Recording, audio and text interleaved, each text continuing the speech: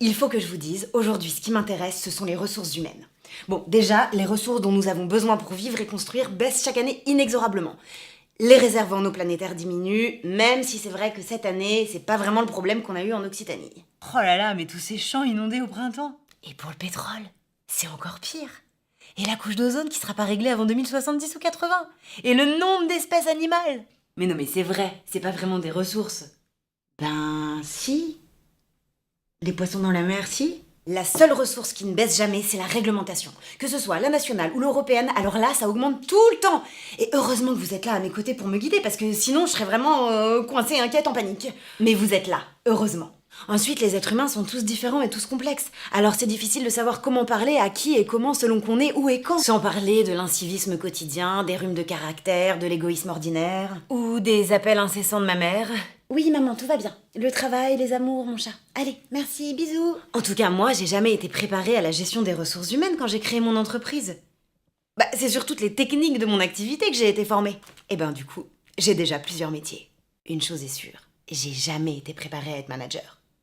Mais c'est pas un gros mot, ça j'ai bien compris. Manager, management, manager, manager. Et pour mes voisins, c'est pareil. Et dans une entreprise familiale, mais je vous raconte même pas. Vous voyez ce que je veux dire? Par tradition, les exploitations agricoles sont des entreprises familiales. Et c'est la même chose pour beaucoup de commerces et d'artisans. Eh ben, c'est pas parce qu'on travaille en famille qu'il faut pas faire attention à la façon de gérer ses équipes, hein. Attention, hein. C'est encore plus compliqué parce que aux relations professionnelles, on rajoute le lien affectif. Et là, si on sait pas ce qu'on fait, oh là là, non mais tout le monde souffre, hein. Et l'entreprise avec. Ah bah tu vois, ton père le savait que t'aurais pas dû faire ça. Tout le monde le savait. Ah, c'est bien la peine, après tous ces efforts qu'on a fait pour toi. Alors, si vous pouviez proposer des formations sur le management, ça serait fantastique. Parce que le suivi du volet social, c'est déjà formidable, avec la paye et le suivi sur les informations et la réglementation, histoire d'être toujours dans les clous. Mais le management, c'est un sujet à part entière. Et si on veut qu'un salarié participe vraiment à la bonne santé de l'entreprise, Bah, il faut savoir comment travailler avec une personne de plus. comment organiser le travail en équipe, et puis lui donner envie de rester aussi.